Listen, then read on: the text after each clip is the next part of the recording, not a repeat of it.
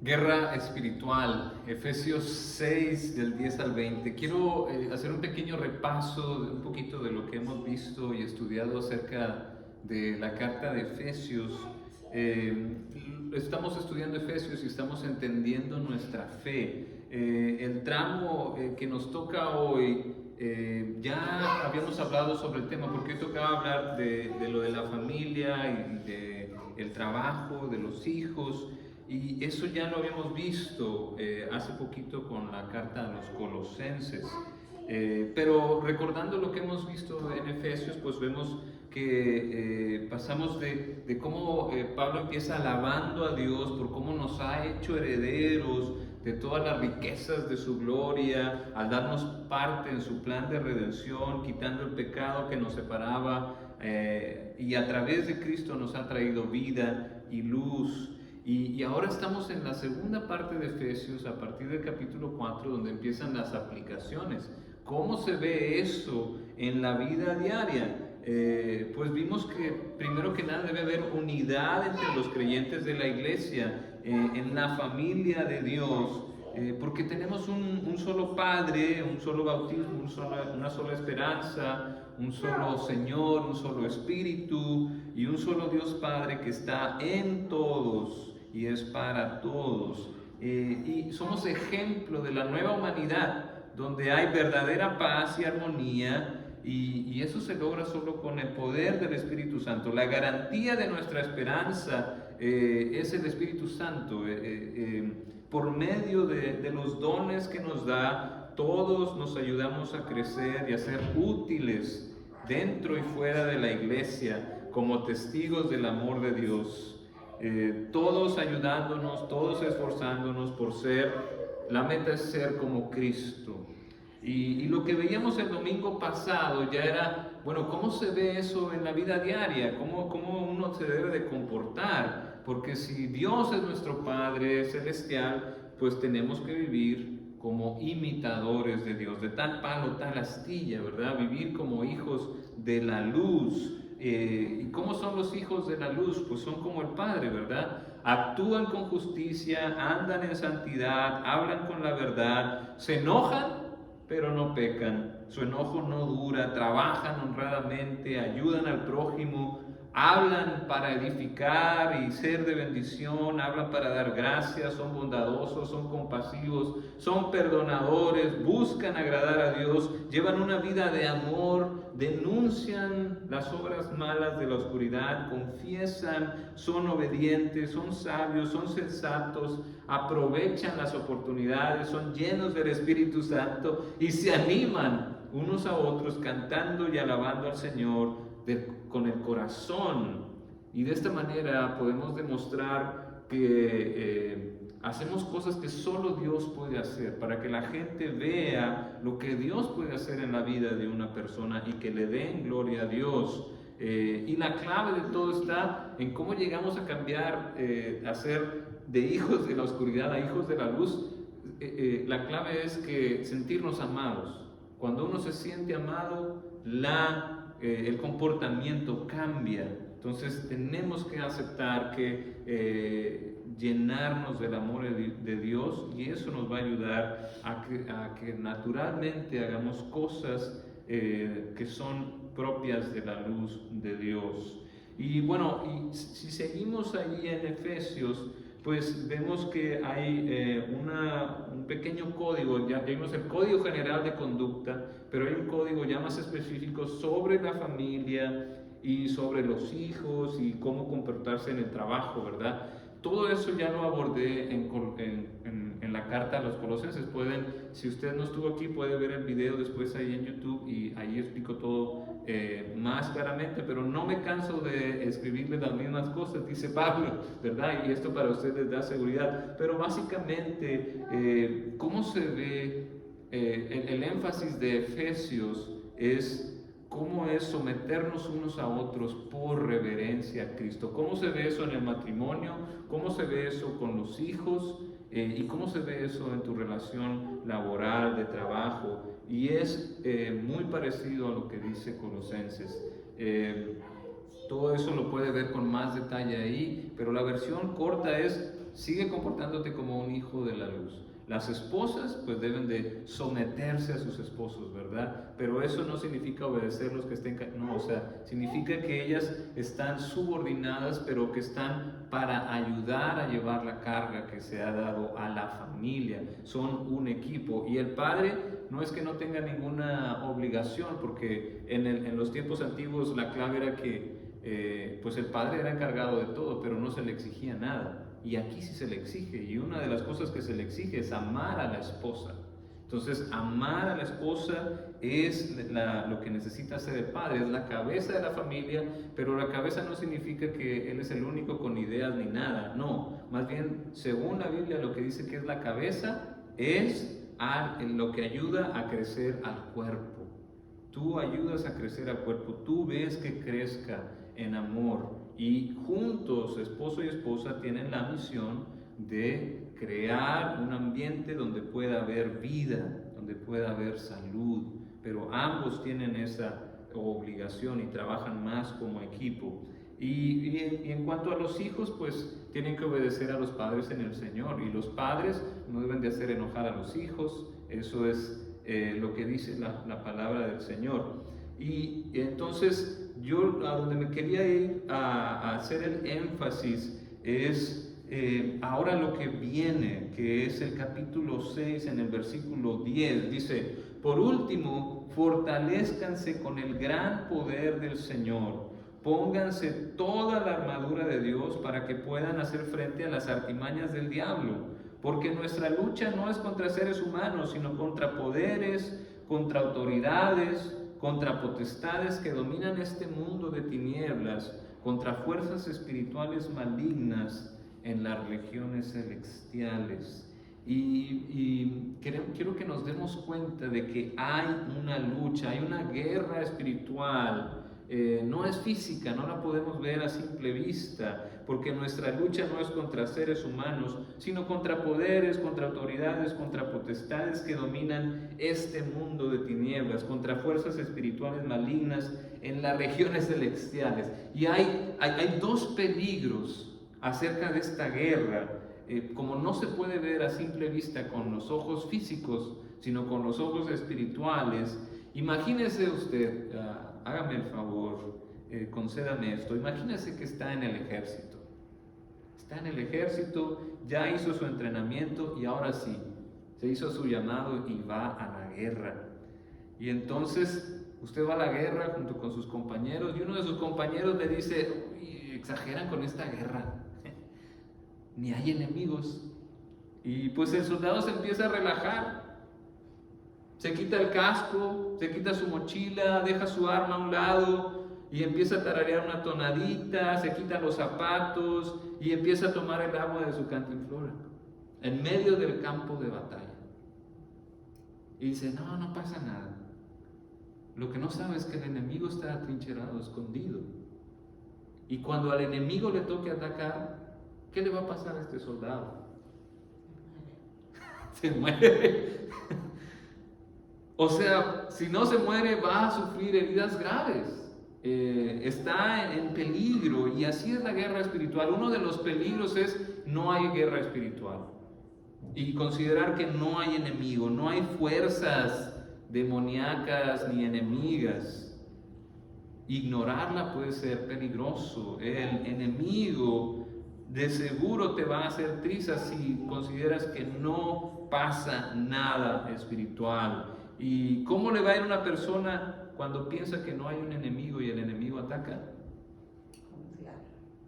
Va a sufrir o se va a hacer, pues ni se va a dar cuenta de que el enemigo tiene todo dominio sobre él, y esto es peligroso. Por eso tenemos que tomar en cuenta que sí hay una lucha, tenemos que estar pendientes, abrir nuestros ojos espirituales y estar listos para la batalla, porque a veces puede ser muy sutil. El otro peligro de la guerra espiritual, del enemigo, es lo contrario, que el enemigo está en todos lados, hasta en los propios compañeros, y se empieza a perder como un toque con la realidad. Este es el soldado que se vuelve loco en la guerra, ¿verdad? Que ve enemigos por todos lados, que empieza a alucinar.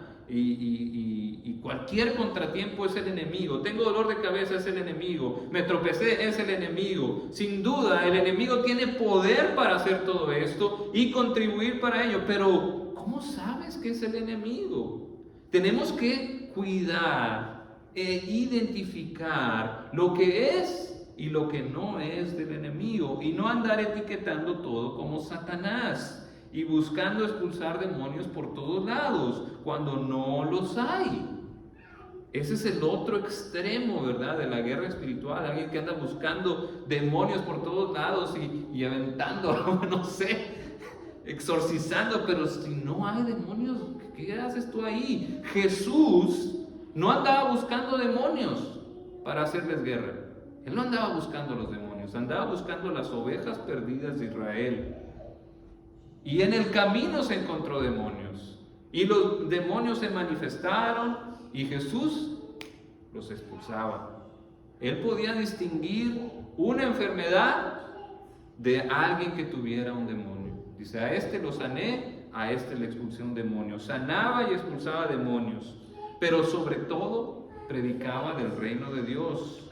Y porque a eso había venido. Bueno, todo lo que tenemos que estar claro es que todo lo que está en contra de la voluntad de Dios se convierte en enemigo de Dios. Y eso se ve con el tiempo y con la ayuda del Espíritu Santo. Por ejemplo, Pedro con Jesús, justo después de que Pedro dio esta gran declaración de que tú eres el Hijo de Dios viviente, cuando Cristo le dijo después, tengo que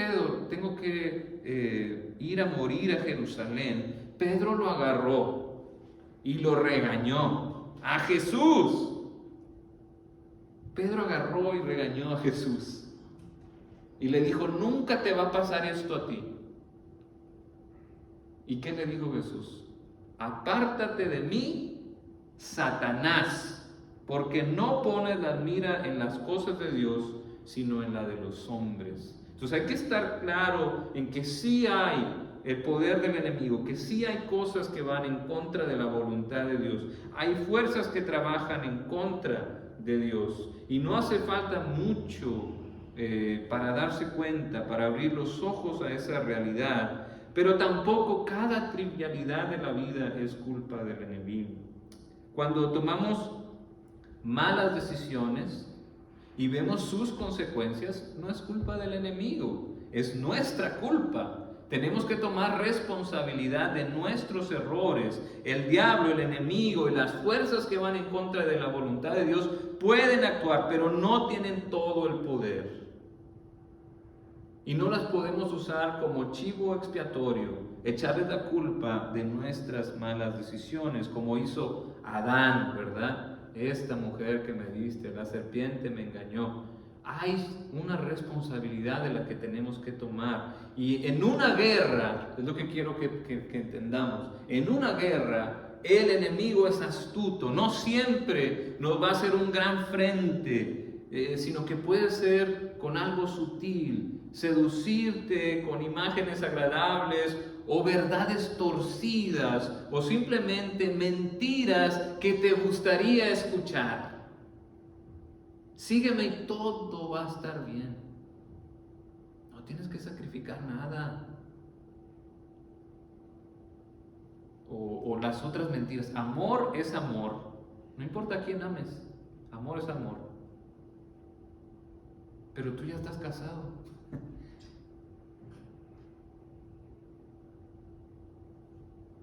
Sé fiel a tu corazón. Sé tú mismo. Suena bonito, pero cuando en tu corazón hay pecado, cuando tu corazón es engañoso, las mentiras del enemigo son una distorsión de la verdad y a veces no son tan fáciles de distinguir, como le pasó a Adán y Eva. ¿Qué fue lo que le dijo la serpiente? Le torció la verdad. ¿Eso les dijo Dios? No es cierto. No se van a morir. Lo que pasa es que Dios no quiere que sean como Él. Venenosa la serpiente. Ustedes vieron la película de Jurassic Park, la primerita. Me acuerdo que fuimos al cine, fue espectacular, ¿no? Y cuando están llegando y llegan a donde alimentan a los velociraptors, ¿se acuerdan? Entonces se meten, ¿no? Ahí a la jaula de los velociraptors y van ahí con miedo y todo, van con el especialista y les va explicando el especialista, cuidado. Y ellos van caminando, no, pues tenemos cuidado, ahí está el velociraptor. Y dice, no, ellos atacan en 3, tienes 2 a los lados que no habías visto. Y pasan y están los 2 velociraptors a los lados, ¿verdad? Así es el enemigo, es sigiloso, tiene estrategias y te agarra si no te das cuenta. Tú piensas que está así, pero puede llegarte por los lados. El enemigo es real y anda como león rugiente. Cristo le dijo a Pedro, mira que Satanás ha pedido zarandearlos a ustedes como si fueran trigo, pero yo he orado por ti para que no falle tu fe. Tenemos que aclarar que no somos budistas, no somos de la nueva era en cuanto al bien y el mal. No creemos que debe haber un equilibrio, que hay un equilibrio en todo. No, no, no. Dios es totalmente bueno y su poder es infinitamente más grande que el mal. Y un día el mal ya no va a existir. Y el mal no tiene la menor oportunidad contra el bien de Dios. En su tiempo se va a acabar, y así de rápido. A Cristo se someten todos los poderes y un día toda rodilla se va a doblar y todos vamos a darnos cuenta de esto. Va a haber el gran juicio, el enemigo y todos sus seguidores serán echados al lago de fuego y ahí se va a acabar. Entonces, ¿cómo enfrentar al enemigo en esta guerra? A este enemigo que ha sido expulsado del cielo y que anda enojado, la trae contra nosotros. Dice Pedro, practiquen el dominio propio, manténganse alerta. Su enemigo, el diablo, ronda como león rugiente, buscando a quien devorar. Resístanlo, manteniéndose firmes en la fe, sabiendo que sus hermanos en todo el mundo están soportando la misma clase de sufrimientos. Y después de que ustedes hayan sufrido un poco de tiempo, Dios mismo, el Dios de toda gracia, que los llamó a su gloria eterna en Cristo, los restaurará y los hará fuertes, firmes y estables.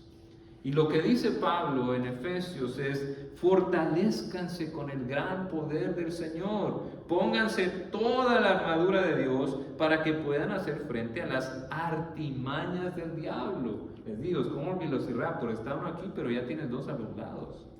Y no te das cuenta cómo el enemigo te puede agarrar. Pónganse toda la armadura de Dios para que cuando llegue el día malo puedan resistir hasta el fin con firmeza. Manténganse firmes, ceñidos con el cinturón de la verdad, protegidos por la coraza de la justicia, calzados con la disposición de proclamar el evangelio de la paz. Además de todo esto, tomen el escudo de la fe, con el cual pueden apagar todas las flechas encendidas del maligno. Tomen el casco de la salvación y la espada del Espíritu, que es la palabra de Dios.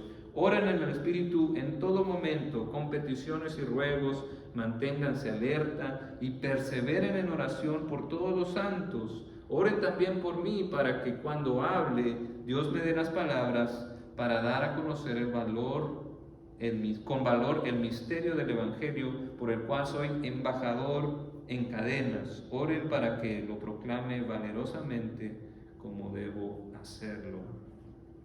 ¿Cómo uno está fuerte en el Señor?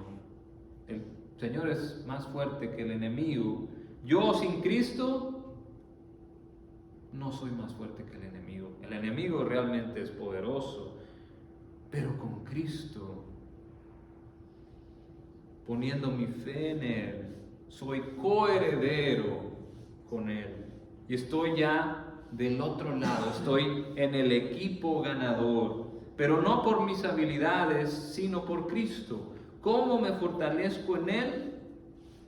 ¿Cómo me voy a la guerra sin Cristo? Es como ir a la guerra sin fusil. Entonces, vamos a empezar a ver la armadura y vamos a ver cómo la primera cosa que pide que nos pongamos en la armadura es el cinturón de la verdad.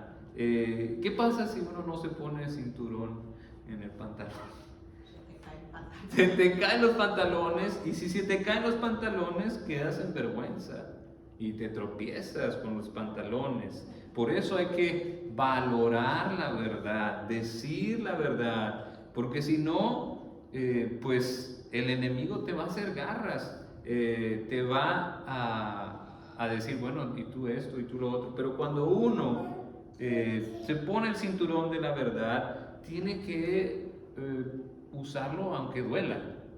La confesión no es fácil, pero te ayuda, te sana y te libera. En cambio, la mentira te atrapa, te hace esclavo del enemigo. Por eso hay que ponerse bien el cinturón de la verdad, porque si no, se nos caen los pantalones. Entonces, evitémonos las vergüenzas y más bien digamos la verdad, confesemos. Si hay algo que está escondido, confesemos y el Señor nos va a ayudar. La otra parte de la armadura es la coraza de justicia, el pecho, el pecto, ¿verdad? ¿Y qué es lo que protege esto? Protege el corazón. Donde pones tu tesoro, ahí está tu corazón. Y Pablo nos dice, ponlo en la justicia del reino de Dios. No te dejes vender por algo menor, como el poder, el dinero, la autoridad, la fama, la comodidad, el placer. Busca primeramente el reino de Dios y su justicia, y todas estas cosas van a ser añadidas. La justicia es importante para Dios. Cuando uno deja de practicar la justicia, cuando una nación deja de practicar la justicia, viene el juicio de Dios. Que tu corazón lo guíe en la justicia de Dios, porque si no se puede corromper por el enemigo con tantas cosas que nuestro corazón anhela, sin importar si son buenas o malas, sino que sean lo que yo quiero. Por eso tenemos que protegernos con la coraza de justicia y también calzados con la disposición a proclamar el evangelio de paz, disposición para estar listos y de buena gana para compartir el evangelio. Leí una vez el libro de El arte de la guerra, y una de las estrategias es pues hacer que tu enemigo, le muestras tu ejército de muchos, dices, mejor vente de mi lado, y así nos evitamos que haya muertes. El evangelio de paz nos ayuda a conquistar el mundo.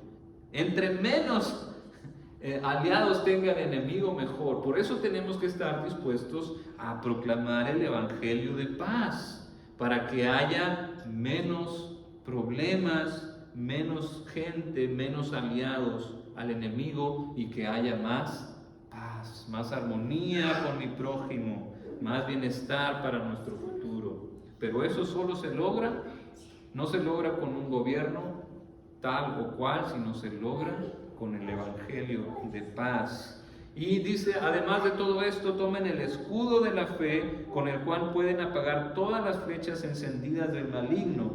Tomen el casco de la salvación y la espada del Espíritu, que es la palabra de Dios. Sin duda, cuando empezamos a seguir a Cristo, nos hacemos blanco del enemigo y de sus dardos, de sus flechas encendidas, que no solo duelen cuando te dan, sino que se quedan ahí y empiezan a hacer, continúan haciendo más daño. ¿Cuál es un ejemplo de estas flechas encendidas, de estos dardos encendidos? Pues son los pensamientos en contra de la voluntad de Dios, las mentiras que dice el mundo, como nadie te quiere si realmente te conociera, no mereces amor ni ser feliz por lo que eres, por lo que has hecho, a nadie le interesas, Dios no te ama en realidad, si no, no habría sufrimiento. Pensamientos negativos que van en contra de las verdades de Dios o las distorsionan, o simplemente pensamientos malos que vienen a nuestra mente. Alguien decía que hay estas cucarachas en nuestra cabeza que hay que exterminar, y hay que exterminarlas primero protegiéndonos con el escudo de la fe y poniéndonos el casco de la salvación, proteger nuestra mente con el escudo de la fe, con el casco de la salvación, es decir, teniendo fe que Dios te ama. Y el casco de la salvación, Él ya hizo todo por mí, en Cristo me ha salvado y no hay nada que pueda borrar eso. Seguir con el escudo de la fe. Dios es bueno. Dios es bueno. Dios siempre es bueno. Dios es lento para la ira, grande en misericordia. Dios no me va a abandonar. Dios quiere tener una relación personal conmigo, que es real y personal. Y eso se logra con el estudio de la espada, la palabra de Dios, el Espíritu Santo. Y no se trata de lo que sientas, sino de la palabra de Dios que nunca cambia, porque tus sentimientos cambian. Dígame si no. ¿Cómo amaneció ahora que está todo nublado? ¿Cómo amanece cuando está todo soleado?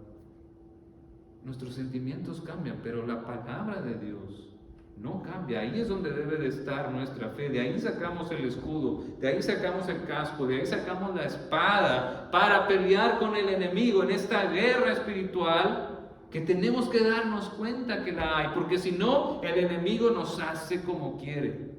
En la familia, con los hijos, en el trabajo, si no estás consciente, si no te pones esta armadura, el enemigo te acaba. No hay de otra. Te vas con la corriente, agarras todas las mentiras del mundo y terminas del lado del enemigo.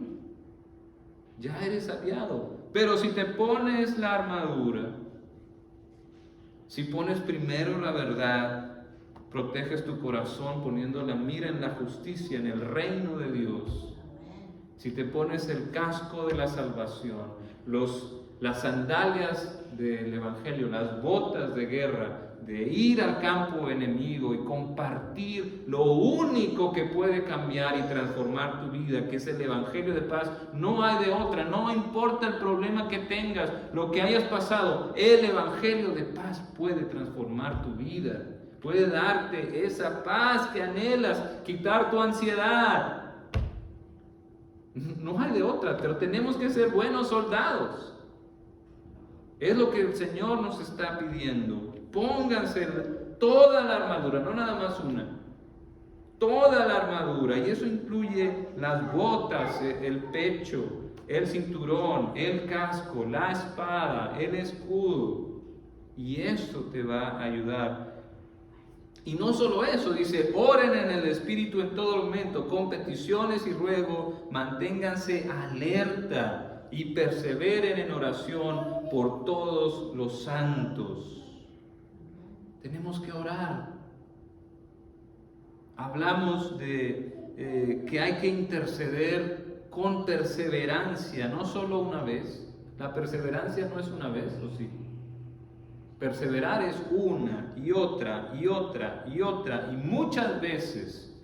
Eso es perseverar, eso es orar juntos, unos por otros, cuidándonos las espaldas. Por eso venimos los domingos a ver, oye, ¿cómo estás? Estuve orando por ti esta semana. ¿Has tenido algún ataque? ¿Cómo te ha ido? ¿Has estado bien? ¿O te hirió el enemigo? ¿Te desviaste del camino? Estamos para cuidarnos unos a otros. Somos el ejército. En el ejército no es el ejército de un soldado, es de todos, y nuestro capitán es Cristo. Por eso tenemos que orar unos por otros, tenemos que cuidarnos las espaldas. ¿Cuál es uno de los lemas del ejército? Regresamos todos, nadie se queda atrás. No hay que dejar a nadie atrás. ¿Por qué nosotros vamos a ser distintos si somos del pueblo de Dios? Somos del ejército de Dios. Somos sus manos, somos sus pies aquí en la tierra. No dejamos a nadie atrás. Los traemos, los jalamos. A todos los que el enemigo se los quiera llevar, no lo dejamos. tenemos que ayudarnos unos a otros. Tenemos que orar por los demás y orar no solo por nosotros, sino por los que están afuera, los que son ya del enemigo y ni siquiera se dan cuenta. Imagínese esto, que Cristo ahorita se manifestara en su espíritu y dijera: por todos los que oraste esta semana, los voy a salvar. ¿Cuántos se salvarían? Por todos los hermanos que tú has orado, los voy a bendecir. ¿Cuántos se bendecirían? Hoy voy a sanar y a liberar por todos los que oraste esta semana. ¿Cuántos sanarían? Es una lucha espiritual y no es fácil. Hoy estamos estudiando sobre la oración. La oración es algo hermoso que queremos, pero a la vez evitamos, porque orar es estar enfrente de Dios y pensamos que para estar enfrente de Dios tenemos que ser perfectos. ¿Cuándo usted va a ser perfecto? Hasta que estemos con Dios. Mientras tanto, nuestra perfección viene de Cristo. Tenemos que estar convencidos de eso. Cuando vamos al Padre, vamos protegidos por la sangre de Cristo. Y podemos, dice la Biblia, llegar al trono de su gracia con confianza. Podemos venir no por lo que somos, porque nunca vamos a ser perfectos, sino por quien es perfecto y nos ha dado entrada a su familia. Somos hijos de Dios. Tenemos que apropiarnos de eso. Para poder estar en oración a veces es un reto, porque tenemos que confrontarnos con Dios. Pero Dios, el corazón de Dios, siempre está abierto. Y Él anhela, como un padre anhela a su hijo, tener una relación con nosotros.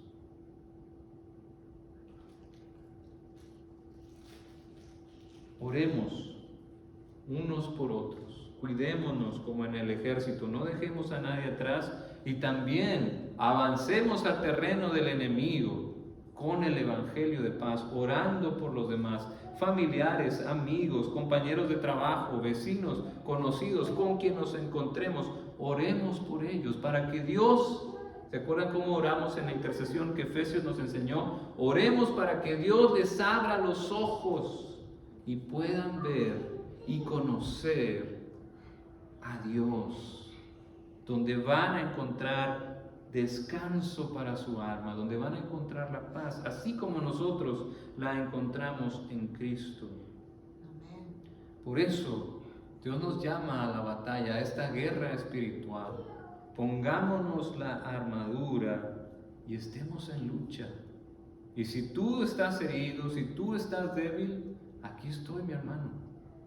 Y si yo estoy débil, te voy a pedir ayuda, mi hermano. Ora por mí. Ayúdame con esto. Pero somos un equipo, estamos en el mismo equipo, somos del lado de Cristo. Y no se preocupe, si ahorita sentimos que el Señor que el enemigo nos está acabando, a final de cuentas, nosotros vamos a ganar por goleada. Vamos a acabar con el enemigo completamente, porque va a venir Cristo y todo se va a arreglar. La luz va a acabar definitivamente con las tinieblas. Pero mientras tanto, estamos en la lucha, en la guerra espiritual, como buenos hijos de la luz, ahuyentando las tinieblas a nuestro alrededor. Pero no es fácil, necesitamos ponernos la armadura, protegernos bien, irnos en grupo, cuidarnos unos a otros, orar unos por otros. Que el Señor nos conceda la victoria todos los días, en el nombre de Jesús. Amén. Amén. Bueno, y vamos a responder a la palabra del Señor con este canto.